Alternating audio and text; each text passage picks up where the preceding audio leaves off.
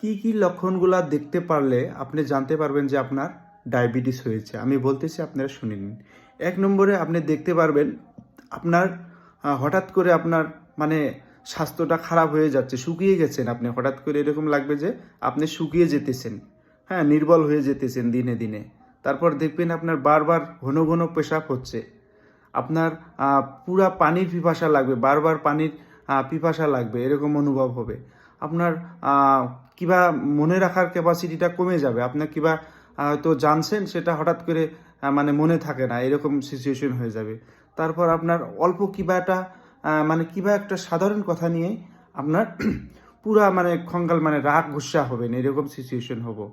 তারপর আপনি দেখবেন যে আপনার পুরা ক্ষুধা পাচ্ছে, আপনি বারবার ক্ষুধা পাচ্ছে, খাচ্ছেন, কিন্তু আপনার এরকম লাগছে আপনি গায়ে বল পাচ্ছেন না, নির্বল অনুভব হবে। তো এই লক্ষণগুলা বিশেষ করে ডায়াবেটিস যখন হবে, এই লক্ষণগুলাই আসে।